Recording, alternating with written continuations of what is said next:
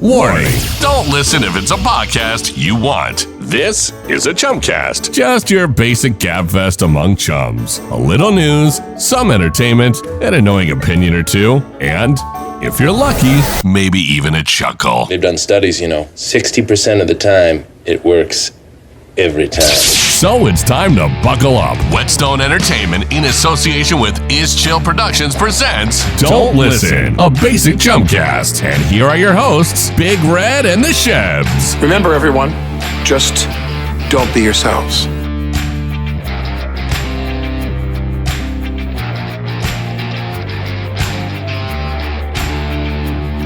It's showtime. Go time? Fire it up, Big Red. Okay, but it's BYOB. It is BYOB. Where are your beers? I forgot to bring them. I don't like beer. I like a nice Bartles and James. Well, it is the Don't Listen Basic Chumcast. I'm Big Red. He is the Shebs, and we are kicking back in our Carlos Club studios. Carlos Club. Did you ever spend any time there? I went there a couple times with some older of my parents' friends, yeah. I thought you might be scared to go there. And I have a cousin-in-law who used to work there. Did you ever pick up on the fine, fresh, vomity urine smell that was in that bar? I never did, no. So I take it way back. I'm a San Carlos kid. So before I was even legal, that was a place you could go to get drinks, right? So across the street... underage stuff? You could sneak in there and... Oh, yeah. Across the street was the MBJ Ranch Room, which was a pizza joint. Right. And the guy there would give us pitchers of beer, no problem. Then we would go across the street to the 1139 Club. Do you remember the 1139? Older women with the hairspray. Kind of sounds familiar, but yeah. Older women with the thick glasses, the hairspray, and the cigarettes. Because that was the generation, the makeup of really San Carlos at the time. In the 80s, it was like my grandparents. It was right. The older, where Laurel Street, the main street, had a lot of polyester type stuff, right? You walked into the 1139, and there was immediately that smell of cigarettes. Yeah. Right? That fog. And the lady sitting at the bar would have her hair-sprayed hair and her long fingernails and just be puffing away. That was it. And then there was like some sort of a back path, little secret passageway where you could go into the Carlos Club from the 1139. Uh-huh. So the vibe changed when you got to the Carlos Club because that was kind of, it was still smoky, but it was mostly urine. It was mostly urine. So what, people would leave the 1139 and think that's the bathroom type of thing? I don't know what was going on. I didn't get in my way. I got to go to the toilet, so I'm going to just go through this door. Never got in my way. The Carlos Club is now shut down. Yeah, it had the big round window, remember? It had the big round window. Crazy. And the great neon sign on the outside that's no longer lit up. It said Carlos, right? That kind of was a signature that you're in San Carlos. It was, yeah. So we figured that today would be a good day to, give a high five. To honor some, again, Peninsula tradition. And to feel old. Yeah.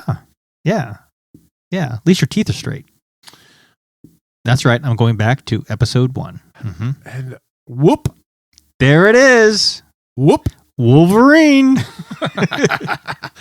All right. So what do we have? Oh, yeah. Wait. So what's going on with the... so we've got every time I come into the studios, they've done something a little bit different. Who knows? Right? Who knows what they're doing? Yeah. So today I'm kind of digging it. Right? They've got the framed ET picture. Yeah. The Reese's Pieces. Yeah. And the signed Indiana Jones picture is in a frame as well. I don't know where that came from. They told me that it was authentic. It could be Michael. It could be Michael's, but yeah, I don't know. But these guys are. First of all, actually, I think it's mostly Rachel doing all this kind of effort. But no, these guys are doing good. They're making us feel welcome every time we come in. Well, I think the Indiana Jones versus ET segment, that was great. It was really probably one of our best segments. Absolutely, it absolutely was. So I definitely appreciate them paying attention to bring this stuff in. I'm just sitting here thinking to myself, we have no control over this at all. No, that was almost like a dramatic pause. It wasn't. It was an unsaid dramatic pause. Unsaid dramatic pause. Yeah, there you go. Yeah. So I want to thank these guys, Whetstone, and Ishchil, our production group, for sticking with us. Yep, absolutely. They show up, Michael and Doug, guys. That was nice to see you guys every week. We got Evan, Marcio, and Eric. And then over there's Ryan and Daniel for today. And then plus Rachel here. So, guys, nice to see you. And they really put together quite the show. I did not want a script at all. I wanted to free flow the entire show. I'm sure that would be a real. I wanted to go with the flow like Van Gogh. You know, I wanted to completely go naked, and they looked at me like I was a complete idiot. You would have these unscripted dramatic pauses, a lot of them. Then, if you did that, so. But they convinced me that was probably a pretty stupid idea. So they've actually put together what I would consider a pretty decent show today. We're going to do, a little bit later, we're going to do the STFU, which is the Shut the Fuck Up. Oh, good segment. Not another conspiracy theory. And this one's going to be about the NFL being rigged. Oh, because it's not. Which is very dear to my heart. You're obviously too attached to the NFL to see straight. I would love to talk about this. I can't wait. We're also going to have another power poll that we will unveil a little bit later. But right now, let's take a look at what happened on this day in history. On this day in history! On this day in history is being brought to you by our friends at the Bay Beach Club.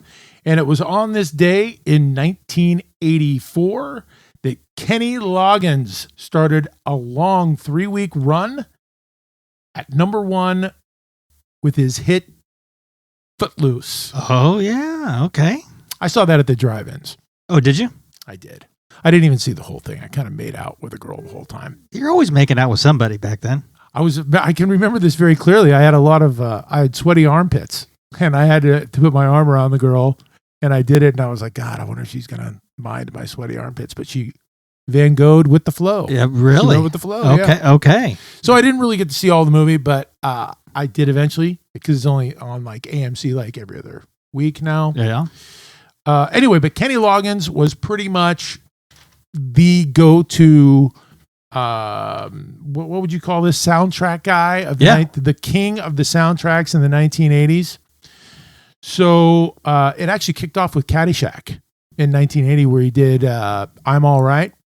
I would not have remembered that, but yeah. Okay. Very end of the movie with the gopher dancing and doing his whole "No One Killed Me" dance. Yep. No, I remember that, but I would not have picked that out. Yeah. So his run was really from 1980 to 1988. Footloose, Caddyshack, Top Gun. Like I said, the soundtrack king of the 1980s. And let's do a little fill in the blank. One of my favorite games here. I'm All Right. Boy, nobody can worry about me. Oh, yeah, okay. I'm all right. You don't remember the end of Caddyshack? I remember that. We really have to kind of sharpen your tool when it comes to this game a little bit. Give me another one. I could try. I'll do better. Okay, so this one is from Top Gun. Highway to the Danger Zone. That would be correct. And that was 1986.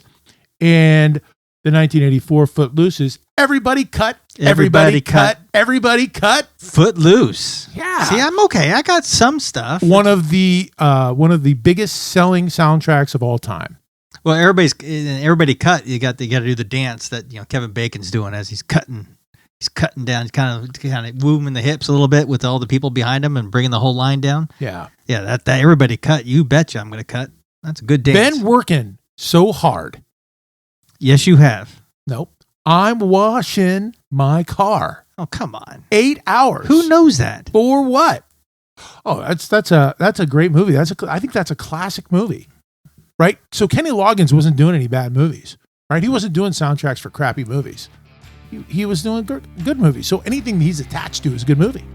Yeah. Again, it's hard to argue. That was on this day in history in 1984, and it was brought to you by our friends at the Bay Beach Club.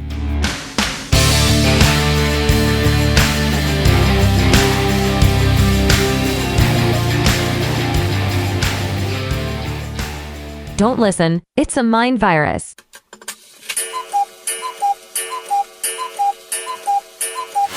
These dudes are the real Russian puppets. Don't listen. People, are you ready?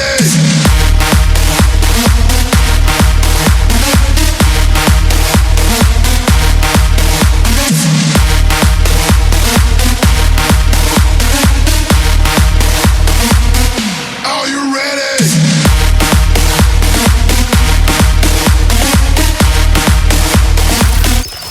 Just a bunch of time. We'll never get back. Don't listen.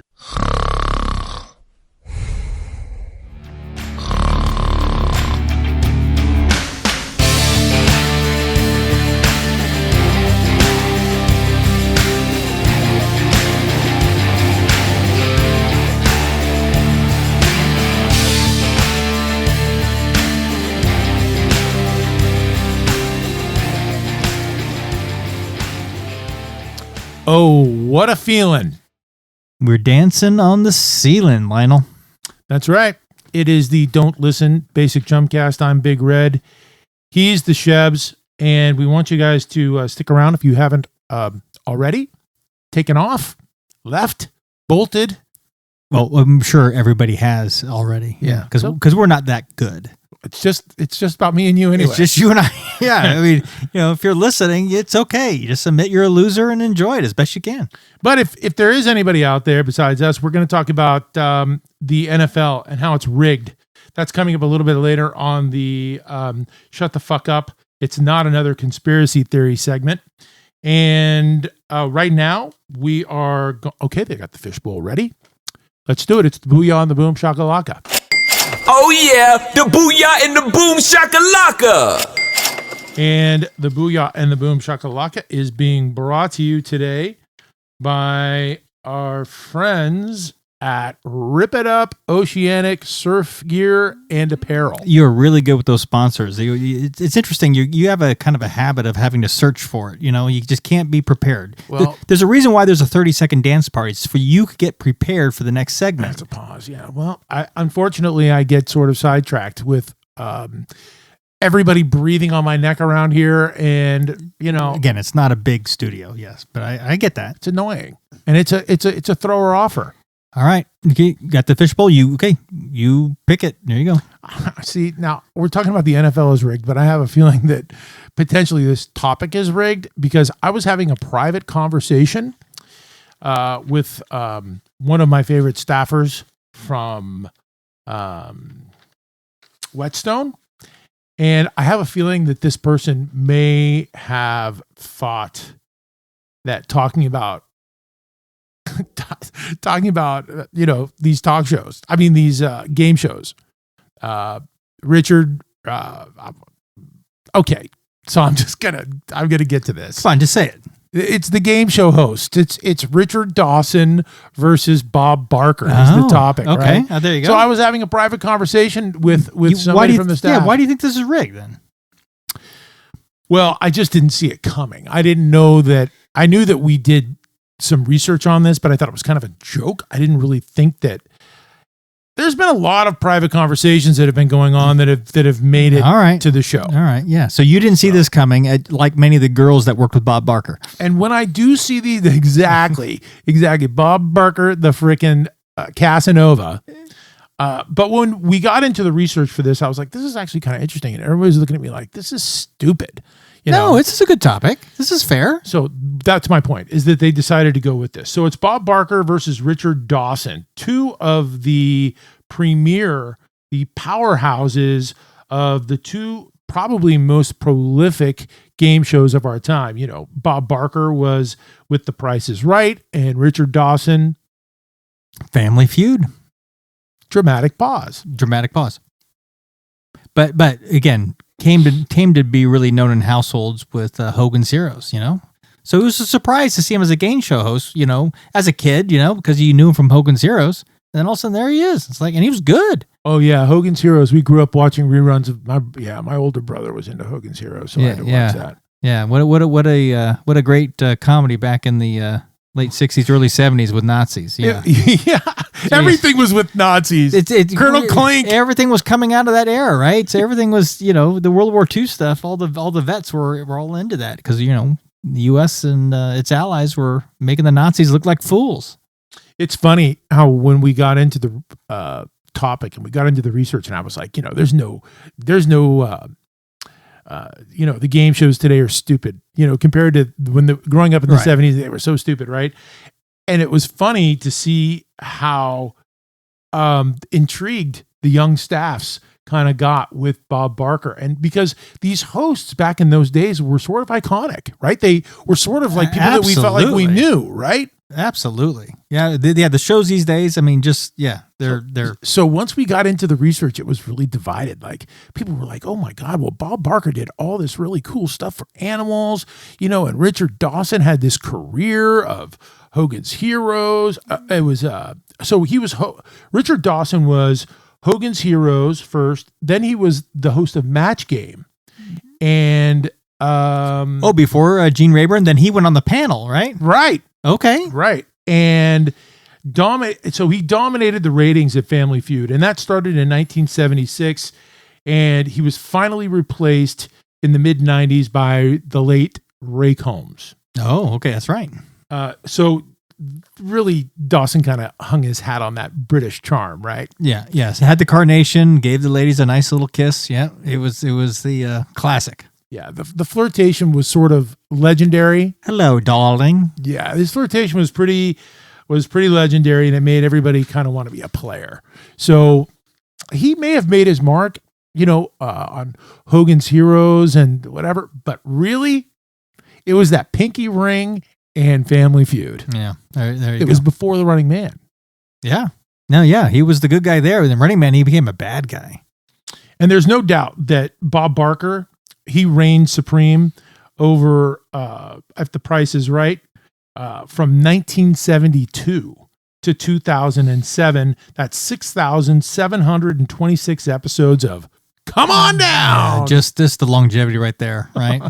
Yeah, in 82, he started ending the show by saying, have your pets spayed or neutered, which you were mentioning in the production meeting. I mean, you got to get neutered. In 87, while he was hosting the Miss USA, he requested for the prizes for the contestants to not have anything to do with fur, right? No furs. Okay, yeah. None of that, right? Got the animal stuff going, huh? And the producers refused, so he walked. Oh, really? So he had something going on with the animals that's very respectable. Yeah, yeah. High morals. Yeah. High morals. With animals, yeah. Yeah. Yeah. Yeah. Especially pussycats. He was making $10 million a year. Oh, good money back then. Dramatic pause. That was a good pause. But because Diane Parkinson, she was on The Price is Right for 18 years, but she accused Barker of forcing her to sleep with him to keep her job. Barker denied it.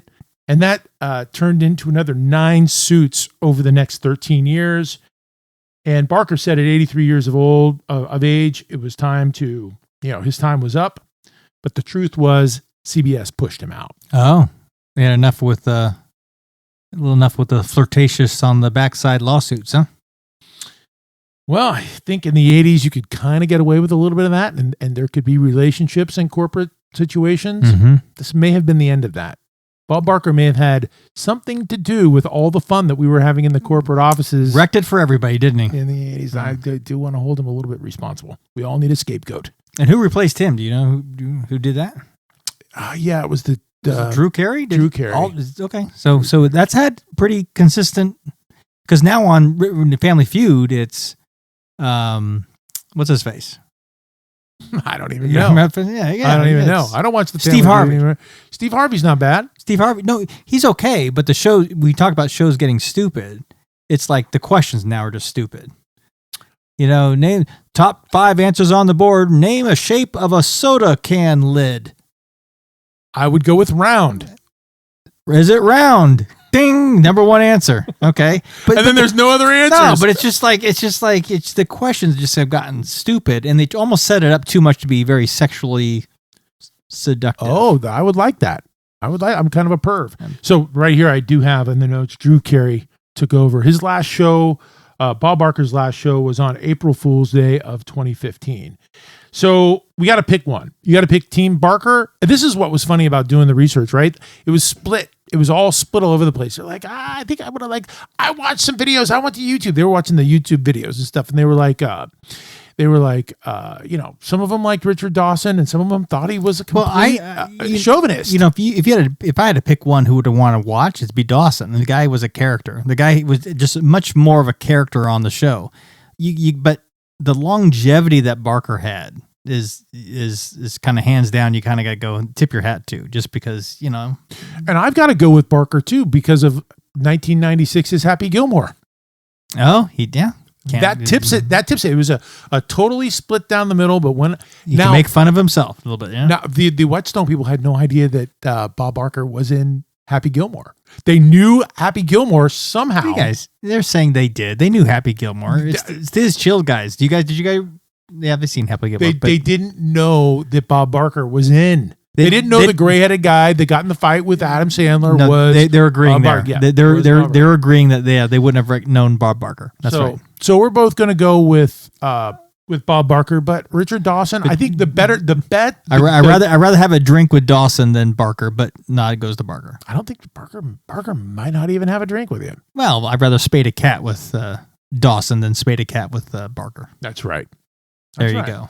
So split, but even with his epic run, it was an epic run into the 1996 film Happy Gilmore. We're both going to go with our boy Bob Barker. Go with Barker. And I'm wondering, the viewers don't be prepared to get some emails after this. Might be saying, hey, don't forget about Gene Rayburn or somebody. Don't forget about those guys. There might be some more out there. Gene Rayburn was a favorite of mine too. I like that show. On the match game was good, yeah. And Card Sharks. And what was the guy that did Hollywood Squares? He was good. He was funny. Peter, yeah. We're. I remember the guy Paul Lynde. He was disgusting. No, he was fantastic. He was Templeton on. Paul Lynde was Templeton on Charlotte's Web, the rat. Remember? Whoop. There it is. And that was the Booyah and the Boom Shakalaka, and it was brought to you by our friends at Rip It Up Oceanic Surf Gear and Apparel.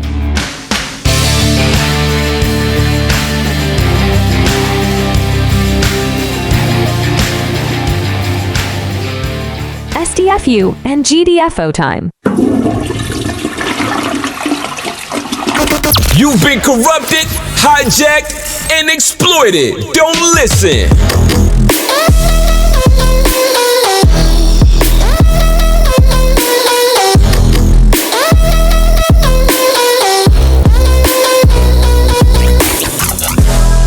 A whole lot of nothing burger right here.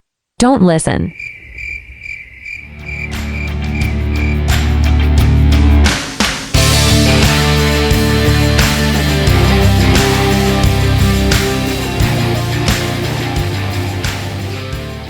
We're back. It's the Don't Listen Basic Chumcast. I'm Big Red. He's the Shebs. Yes, I am. And thank God. Oh, thank God. I'm a country boy. John Denver. John Denver. We want these people, these crickets, to stick around. Yes. By the way, John Denver, very nice. Anybody who works with Muppets is a very nice guy.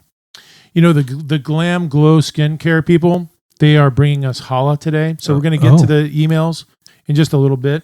But right now we want to get into the most controversial segment we have had in season 1. Okay. And the name of this segment is Shut the Fuck Up, Not Another Conspiracy Theory.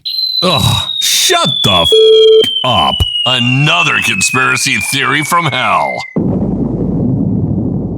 And we're all about the NFL being rigged. This is a very highly sensitive topic. Rigged. Like totally rigged? Like every game is predetermined? Like the NFL is bigger than the American government. Okay. How could it possibly be rigged? You have too many people who control the outcome. You can't do that. Follow the money. I have some excellent information. Well, I'm sure you do. So there you go. So, by the way, Raven Real Estate is sponsoring the Shut the Fuck Up. Oh, nice. This is not another conspiracy theory from Big Red Thank you, Raven. segment. We could shorten the name of this segment probably a little bit. Yeah, maybe. STFU. Yeah. Yeah. Let it ride for a couple times and then go to the abbreviation. STFU, WTF. That would be the power poll. Yeah. All right. Do we have a power poll coming up today? I don't know. Let me see. Rachel? Notes? Rachel says no. We do not. We're taking a break on that. Okay. So let's get into how the NFL is rigged. And I know this is going to piss off just about everybody, their grandma, their grandpa, their nephews, and their cousins. Because everybody is so attached to the NFL, they do not want to admit it. But let's just see if we can help some people. Okay, please. Right? And let me, please help me. And I want to give some historical context on myself here. So I used to be the biggest NFL addict on the planet. I grew up with it. I played it. We played it together. We did. And boy, and you were all Vikings all the time. You're Vikings. Mud football. I was pretending to be Dan Marino. Oh, yeah. I was into it. I mean, I didn't wear like an official jersey or anything like that, but I was into it. You had some Fran Tarkenton sweatpants. I was 100% addicted, and I'm willing to admit it. But before, this is well before it was on every network, 5 times a week, right? We had one game or 2 games on Sundays. And after those games, we went down to Hillsdale High School and we played football on real grass. On real grass. So just that alone has changed, right? Now all the high school fields around here are on synthetic turf. Yep. And football is on every single night on just about every single channel during football season. Yeah. And before, you wish it was raining because you come back and drenched in mud and have to hose off before going in the house. But yeah. Times have changed. Times have changed. And you can't really go on the fields anymore because of the liability restrictions. Yeah. You got to show your ID. Everything, yeah. And your Geico card. Yeah. Yeah. And your Kaiser card. Yeah. And remember when I broke my I broke my I remember collarbone? that. Yeah, I was really disappointed you didn't tough it out. No one sued anybody over that, did they? No, you said I'm out. I just showed up. I sat on the bench the whole time, and I showed up to school on the following Monday with a sling. In a sling. But the key is, though, you broke your collarbone. You didn't leave. No, you went on the bench and just cheered us on, man. Yeah, and I tried to actually get back in, but I couldn't lift my arm to throw. So that's back in the day. That was way back in the day of Moses and Abraham and all those guys. Yeah. So the NFL is everywhere now, and every couch potato in the world knows it all. Everybody is a sports expert. And if you don't believe me, go onto YouTube and check out all of the different sports shows. How that entire segment is filled with people who never played the game, but they know everything about it. Yes. Everything. They can tell you who to bet on. They can tell you who the MVP is. They can tell you. So if we remember when we were talking about putting together this Chumcast, how I was like, we can do anything but sports. There's just no way we're ever getting involved in that medium because there's a gajillion people that do it. There's no separation. Right. So anyway, every couch potato in the world, they know it all. The couch potato sexperts, they're out there. And don't forget now, the fantasy angles now, in addition to the normal NFL angles and the deep dives and every team, every person, every profile. And the gamblers. Yeah. Right? So you have the fantasy football guys, you've got the gamblers. That's a pretty lethal combination. And so much is gambled now that the NFL really they have a team now in Las Vegas. They have a state-of-the-art stadium there that was built for the fantasy football gods, basically. It's like a mecca, right? It's right there off the strip. So there is this open relationship now, which used to be taboo. It was. Yeah. Right? Vegas, Nevada was the only place in America where you could even bet on sports. Yeah. Right? And now it's like, the biggest sponsor is MGM. The biggest NFL sponsor is MGM and Caesars and all these casinos, right? They build the stadium there. They move the Raiders there. So it's like an open marriage. And it's shocking because this was taboo. Back in the day, it was absolutely taboo. They would say, talk about Vegas, we can never move a team there because of the gambling. That was always, I get it. Yeah. So the gamblers now this is where opinion starts to get a little bit stronger. So the gamblers and the women are the target demo for the NFL. The men are already in the NFL's back pocket, right? They don't have to grow that segment of their business. And now the casinos are the biggest sponsors. So, like I said, this is an open marriage. The networks. Now we're gonna add another little thing to this, another little element. They spread the wealth through them, didn't they? The networks who pay each NFL team $800 million. No matter how crappy they are, no matter what they're about, they all get $800 million a piece from the networks as, broadcast rights. Yeah, the revenue share. I get it. Yeah. So the networks, along with the casinos, are huge NFL partners. And, you gotta kind of admit that it's a pretty cozy little relationship now. Yeah. I mean, in some respects now, the evolution of society, it fits. The network's job is to keep the gamblers watching, everybody watching, right? They want an audience. They want advertising revenue. So their job is to keep those gamblers there for the entire game, right? And everybody loves a comeback. Everybody loves a comeback. So last year, I'll switch this up to the national championship college basketball game last year when North Carolina, one of my favorite teams, my parents are from North Carolina lineage in my family. So when they were up by 17 against Kansas at halftime, my phone was blowing up. Everybody's like, you're the national champ. And I'm like, you unconscious, addicted idiots have no idea that everybody loves a comeback. The networks are making 15 gajillion on this game alone. You think the people are the networks are going to be satisfied with everybody leaving?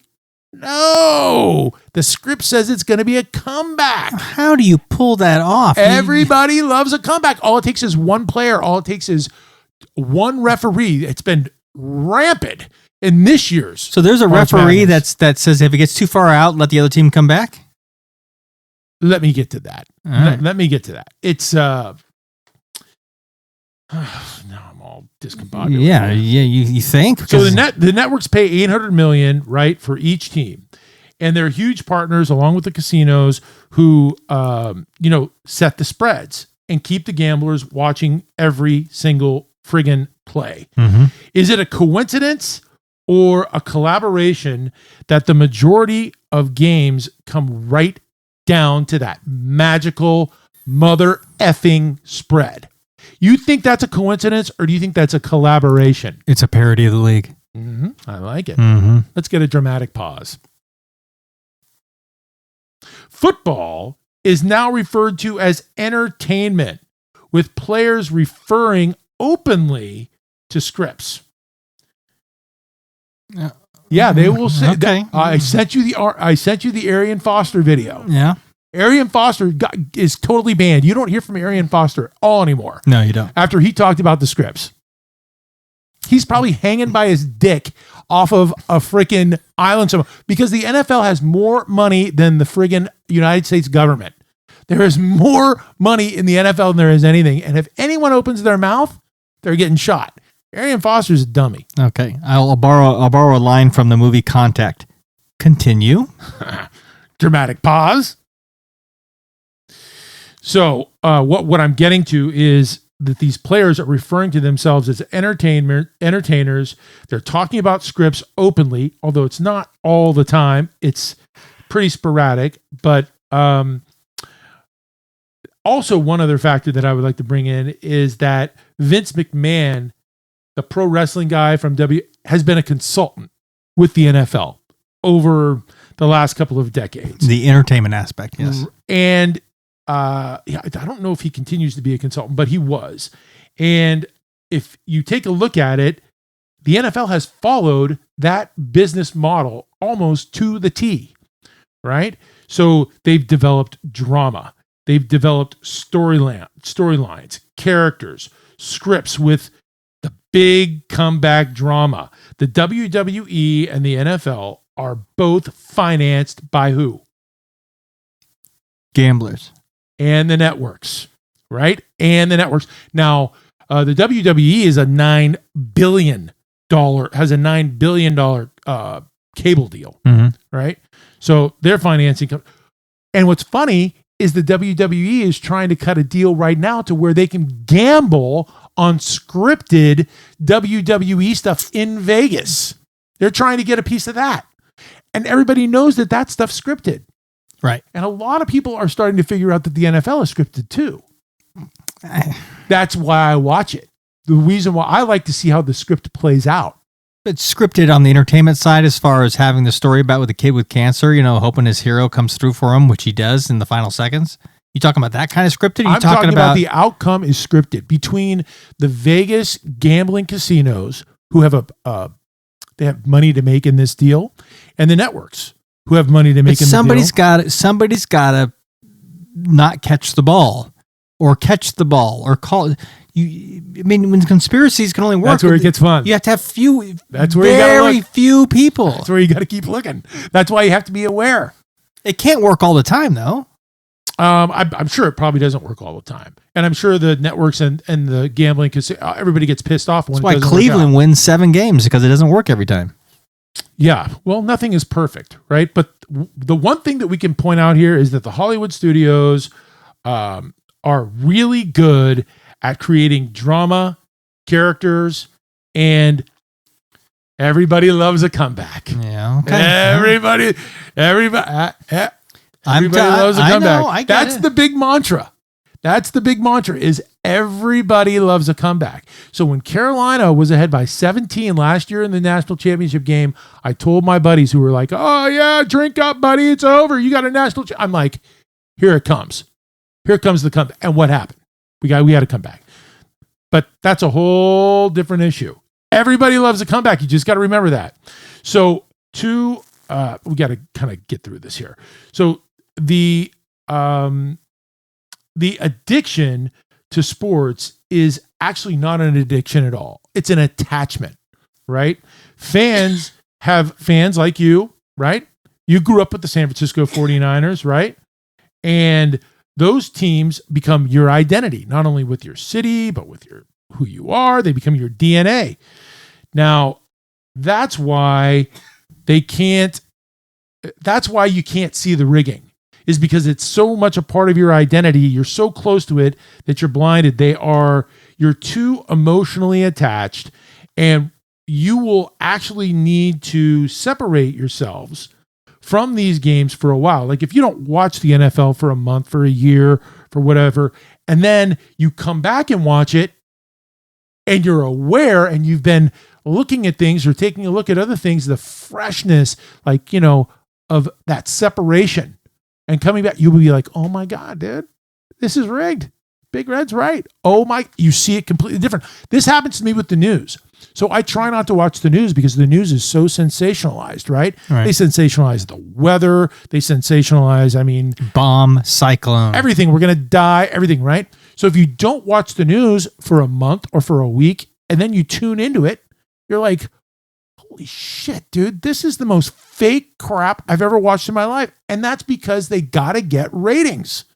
Their advertising dollars, everything that they make is based on ratings. So how do they get it? Oh, we're getting a big trough. Oh, the hurricane is going to hit your house. You better hide under your bed right now. The deepest low in the recorded history.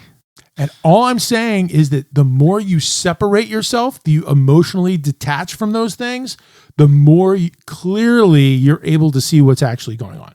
It's a difficult thing to do. Most people are unable to do that. So that's the point that I'm making there. But it's pretty cool the way that works. And I really have no personal problem. All my friends are watching sports, right? They spend a tremendous amount of time. They identify with the Raiders. They identify with the Niners here in the Bay Area. I used to identify with the Vikings. I don't really care. And part of that is that they just suck. They've never won anything. They're horrible. It's a waste. But I just got into the whole thing with, wow, this is all rigged up and it's a waste of my time. And I couldn't believe, once I got away from football, I couldn't believe the amount of time that I was spending watching it. Mm-hmm. I could not believe I didn't know what to do with myself when I wasn't watching football. Okay. Because there was so much time being spent watching football. So I know that's how everybody is. But, if you have the amount of time to watch football, go for it. No big deal. I just, fantasy football, we used to play in the same fantasy football league together. That's right. I couldn't do it. And you're missed. You are very much missed. Oh, it was fun. For a while, it was a lot of fun. I mean, I organized. Yeah, and put it all and together. the whole draft night and stuff, that was always just the smack talk left and right. Yeah. So much fun. But people, again, you're talking about gambling. That's the combination of gambling and the fantasy football people have to watch every single play. I remember being so pissed off one year because we were in the playoffs, fantasy playoffs. We had like $500 on the line, whatever it was. And the Saints were playing some Monday night game, and the guy was Greeny. The guy I was playing against had Darren Sproles, and the game was over. It was like 31-10 or something. The game was over, and there was like 10 seconds left to go in the game. And New Orleans got the fumble. They got the ball like on the 2-yard line. They're supposed to just kneel. Just Breeze is supposed to take the snap and kneel like any other gentleman. He gave it to Sproles. Sproles scores the touchdown. I lose my $500 right there. That was it for me. I'm like, dude, they're all doing this for fantasy football, right? So there's an element of NFL people the players being aware of all the money. Oh, they're aware of their fantasy stats. Yeah. I get it. Yeah. So there's that too, which is sort of disgusting. So, anyway, I just thought you made some good points all around it. I mean, the whole scripts, I really consider that the storylines, the setting the stuff up, all the TV coverage, the pre-games, the post-games, the in-depth, into the personal relationships of all these players. I get all that. And especially come Super Bowl, right? That's why they're gone, 3 hours pre-game now? It's more about the show than it is the game. Yeah. But to me, it's hard, especially with all the TV cameras, all the instant replay, to get away from people just doing it. I think the NFL tries for parity, right? They want close games, so they're going to do things. Expansion, dilutes the players, so you get a little bit more parity, right? I mean, I get that, but it just seems hard to me for someone to throw a game. They have a partnership with the studios. The Hollywood studios own the teams. They pay the studios own the networks, right? Okay. Yeah. So they pay for the team. Why would a team care about a stupid Super Bowl ring when the average football team is worth $4.5 billion with a B a year? No matter what, they get $800 million from the network. Right. So they are obligated to give them some sort of an audience so they can generate advertising revenue. And I can't stress this enough. If you can't see it, you're too close to it. If you cannot see that is happening, you are too emotionally I know attached. that they have to make that money back, right? They're in the partners. business. Yeah, they're in the bit. They pay for the TV rights and they got to make the money back. I get it. So they need the story, the scripts. They have they need people to be watching. And that's exactly right. They have to have that. And I get the desire not to have a blowout, right, where people stop watching. It doesn't happen. Rare. Parody. Not a ref saying, "Oh, he was in when he really was out." I think that I'm not going to challenge that. I will let that sit with you because people need to see what's happening with the officials, right? I don't want to. I just say follow the money. Right. That's my thing. And I agree with that. Follow the money. Yeah. So anything American, this is just my philosophy. Follow the money. Anything American that is generating $4.5 billion per team, there's 30 teams, do that math, and you tell me there ain't a little corruption going on inside of that. Anything that's American that has got that kind of money, it is going one way or the other. It is going to be skewed one direction or the other direction because there is nothing with that amount of money involved in it that is pure. Not in America anymore. Well, we have a huge investment by Whetstone and we're pure. Yeah, but they bought our concept. It's just a matter of time before we become corrupt too. They're worth 4.500. No, yeah. 4.5 cents. Sorry, guys. Yeah. I think they just gave us the bird. Look at that. All right. So we got to go. But I want everybody to remember that two things: follow the money, and everybody loves a comeback. All right, there you go. And that was the STFU Conspiracy Theory, brought to you by our friends at the Raven Real Estate Group.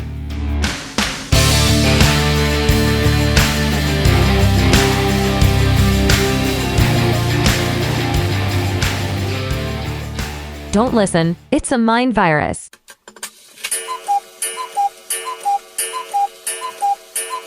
STFU, GTFO, and WTF.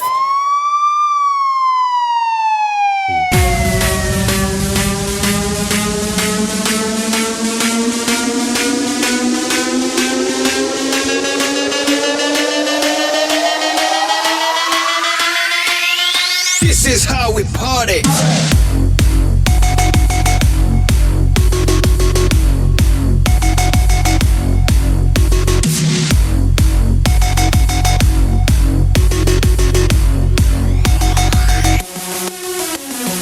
Taboo, voodoo, and boohoo. Don't fucking listen.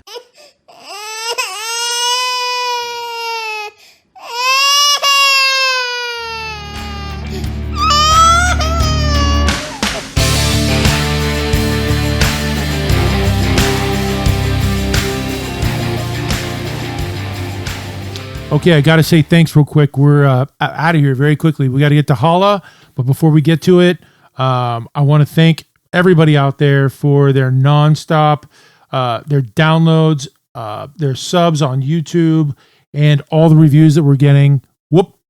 There it is. And it's BYOB. It is. It is. Okay, Holla. Holla! Holla! We got some interesting stuff. Yeah, we still actually thank you everybody out there for at least participating in this sucky Chumcast. I got to tell you that the vast majority of responses we're getting are similar to thank you Tracy in Belmont, who says you guys really suck. That's pretty direct. So that's the vast majority of stuff, but we have some other ones. So go ahead, Big Red. What do you got? Okay, before I get into mine, I just want to give a shout out to our sponsor for the Holla segment. It's Glam Glow, their skincare. Let's see, which I don't even know where to start with. Boo fucking who? 6'6" redheads deserve the discrimination they get. That's from Daria in Salt Lake City. Daria in Salt Lake City. Ooh, that's a little rough for somebody from Utah. Got another one here. American politicians are all corrupt. Pelosi and Trump just work in the system. Alan Napa. And similar, Tim from Oakland, just right across the bay from here. All politicians are corrupt. The debate of individual people is just about how much. Whoop. There it is. Wolverine. So here's one more I got here. I'm so stealing. The word stealing kind of caught my attention here. Because he spelt it wrong? No, just because it's in bold. I am so stealing. Excuse me. I am so stealing that thing you guys do with the lyrics from awesome songs, mostly from the 80s. Sorry, not sorry. Jesse James Gang in Dodge City, Kansas. So what in the hell does that mean? People come from all different strokes for different folks. They come from, I enjoy it too. I love it. That's like my favorite part of the whole Chumcast. All right. Let's see. I got one right here. In the time of chimpanzees. I have no idea what you're talking about. I was a monkey. That's Beck. Beck? In the time of chimpanzees, I was a monkey. Beck, huh? Beck was my boy back in the day. I got one more here and then we're out of here. $150 donation doesn't get me a hat. That's Kim in Roanoke, Virginia. Oh, yeah. Well, sorry, Kim. But, we're growing in sucky popularity. Whoop. There it is. With lines just like that, that's how you get popular. Whoops. No, whoop. There's no S at the end. No, I was a whoops. Oh, yeah, you were a whoops, and you are a whoops. Bro. So visit, and okay, I got one doing this one too. Visit and do your Chumcast. See, these things get thrown on me. They just get visit. They should retype them is what they really should do. And do your Chumcast from. Oh, okay. Visit and do your Chumcast from the Hen House here in Costa Rica. Is that why you wanted me to read this? Because it's from, okay. It's from Costa Rica. That's why they wanted us to read this. So visit and do your Chumcast from the Hen. How do you find a hen house in Costa Rica? I don't even know what a hen house is. I think it's where hens? Roosters, clearly. Isn't that where a dude has sex with a whole bunch of chicks? Maybe. Yeah. Is that from Porky's? I don't know, but I don't know. Was that the pork house? What was Porky? Porky's? Yeah, Porky's was the place. It's all speculation. The crickets are not sticking around for our speculation. All right, we won't speculate anymore. The point is, it was out of Costa Rica. So visit and do your Chumcast from the Hen House here in Costa Rica. Is that our second international one? Because we had a Canadian one once, didn't we? We love you long time. Whoop. There it is. Okay, so that does it for yet another painful episode of the Don't Listen Basic Chumcast. That's all we got. So we'll check you next time. And honestly, if you're feeling a little bit overwhelmed or depressed, don't do it. Call the Suicide Prevention Hotline at 866-903-3787. And remember that everything we want is on the other side of fear. Bye, Felicia. Don't listen. A Basic Chumcast has been an exclusive presentation of Whetstone Entertainment in association with Is Chill Productions. Subscribe, follow, like, and share us while on your favorite social media hangouts and our YouTube channel. We're not into begging, but if you like us, review us and support us by continuing to check us out on your favorite podcast platforms. Find more fun and hit us with your feedback at don'tlistenchumcast.com. Yeah, that's fantastic.